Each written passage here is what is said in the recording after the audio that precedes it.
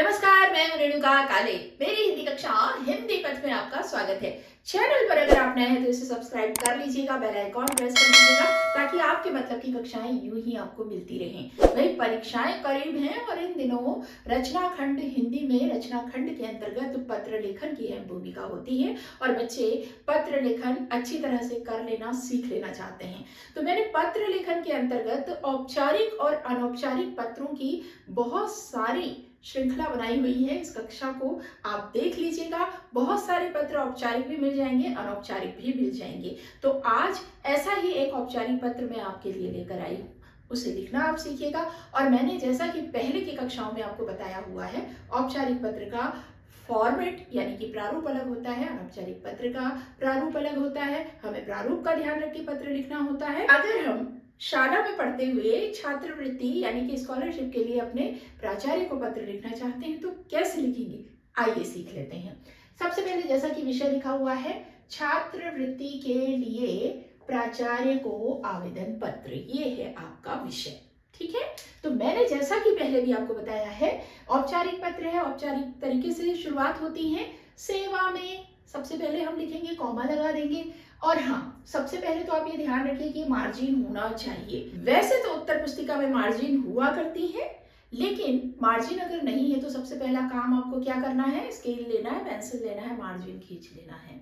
क्योंकि ये मार्जिन ही आपके प्रारूप को संभालती है, डिसाइड करती है कि आपने मार्जिन के बाद किस तरह से चीजों को एक के बाद एक लिखा है। तो सबसे पहले पहली लाइन हमारी होगी सेवा में, ठीक है, और कॉमा लगा देंगे। अब सेवा में किसको भाई, किसको आप एड्रेस कर रहे हैं, तो प्राचार्य को। कहाँ के हैं ये प्राचार्य, हमने काल्पनिक नाम ले लिया शारदा विद्या मंदिर, आप अपने विद्यालय का नाम लिख दीजिए। फिर रायपुर छत्तीसगढ़ हमने लिख दिया, आप अपने शहर का नाम लिख दीजिए। हो गई बात, बड़ा इजी है। उसके बाद अगली लाइन आपकी आएगी विषय, ठीक है, और ये विषय जो है आपसे जो पूछा जा रहा है वह लिखना होगा, छात्रवृत्ति हेतु आवेदन। ठीक है, और उसके बाद प्राचार्य हैं तो महोदय, और प्राचार्य होंगी तो आप लिखेंगे महोदया। ठीक है, यहाँ तक क्लियर हो गया। ये आपका पहला भाग है। ठीक है, ये वाला जो हिस्सा है ना, ये आपका पत्र का पहला भाग हो गया भाई। बड़े अच्छे से हमने सीख लिया। अब आइए आगे देखते हैं, आगे क्या करना है हमको। इस विषय से संबंधित जो है मैटर आपको लिखना होता है पत्र के बीच के हिस्से में। ठीक है, 3 भागों में डिवाइड होता है, अक्सर मैं बताती चली हूँ। अगर आपने पहले की कक्षाएं नहीं देखी है ना, तो आपके लिए तो ये पहली बार ही अगर इस कक्षा में आप ये पत्र देख रहे हैं तो मुझे बताना जरूरी है कि 3 हिस्सों में डिवाइडेड है पत्र आपका, होता है अक्सर औपचारिक पत्र। तो ये इस तरह से आप लिखेंगे और फिर उसके बाद इस विषय से संबंधित मैटर किस तरह से लिखेंगे, आइए देख लेते हैं। मैं अबसा, आप अपना नाम लिख दीजिए, है ना। मैं मोहन, मैं राज, मैं रमेश, मैं राहुल, जो भी आपका नाम है ना, या लड़की है तो सीता, गीता, रीता, मीता, जो भी आपका नाम है वो लिख दीजिए। मैं अब आपकी शाला में कक्षा 7वीं का छात्र हूँ। अब आप 8वीं के हैं, 9वीं के हैं, 6वीं के हैं, कोई भी क्लास के हैं, आप अपनी क्लास लिख दीजिए। फिर से देख लीजिए, मैं अब आपकी शाला में कक्षा 7वीं का छात्र हूँ, आप अपने बारे में जानकारी लिख दीजिए। मेरे पिताजी एक दुकान में रुपए 8,000 के वेतन पर नौकरी करते हैं। मेरे परिवार में मेरे अलावा 3 भाई बहन और भी हैं।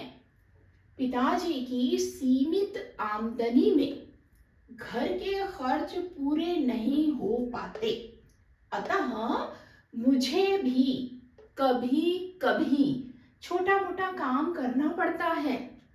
मैं पढ़ाई में हमेशा अच्छा प्रदर्शन करता रहा हूँ, मगर आर्थिक संकट के चलते पढ़ाई का खर्च नहीं उठा पा रहा हूँ।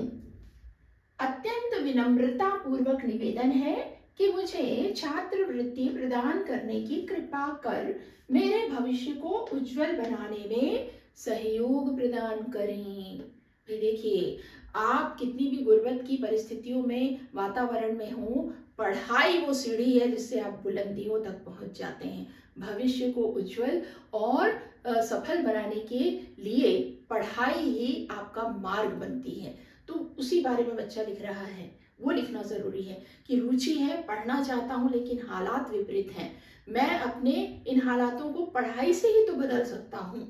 तो मैं भविष्य को उज्जवल बनाना जो चाहता हूँ ना, गरीबी के चलते कहीं मेरा वो उद्देश्य खो ना जाए, उसमें मुझे आप छात्रवृत्ति दे देंगे तो मदद हो जाएगी, ये बात आपको लिखनी है बस। तो इस तरह से बहुत ही सुंदर तरीके से आपने अपनी बात लिख दी। बात खत्म होने के बाद अब ये आगे, ये देखिए, ये आपका दूसरा हिस्सा था जहां आप अपनी बात लिख रहे हैं, मैटर लिख रहे हैं, विषय से संबंधित बताया था मैंने। और अंत में तीसरा हिस्सा जो है, वहां आप धन्यवाद देते हुए अपने पत्र को समाप्त करेंगे। कैसे करेंगे? सधन्यवाद, धन्यवाद सहित आपका आज्ञाकारी शिष्य, नाम लिखेंगे, कक्षा 7वीं हमने यहाँ क्योंकि लिख दिया है, 7वीं तो मैंने भी लिख दिया है, तो आप यहाँ पर अपना नाम और अपनी कक्षा जो आपकी है वो आप लिख सकते हैं। परीक्षा में नाम लिखने की मनाही होती है तो यहाँ आप रोल नंबर लिख सकते हैं, ठीक है ना।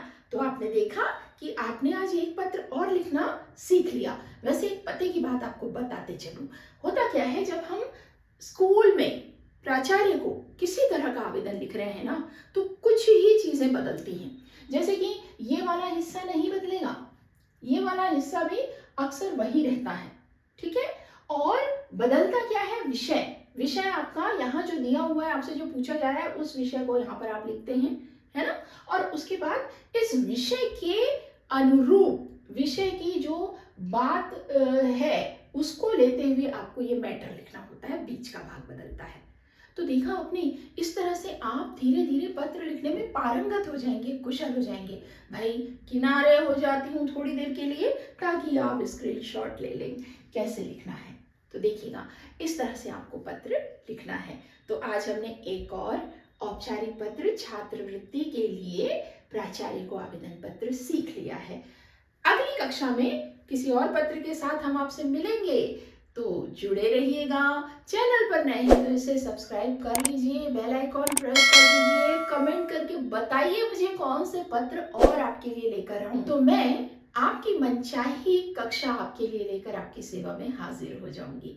तो मिलेंगे अगली कक्षा में, तब तक के लिए स्वस्थ रहिए, मस्त रहिए और दीजिए अनुमति हिंदी पद से अपनी काले मैम को। नमस्कार।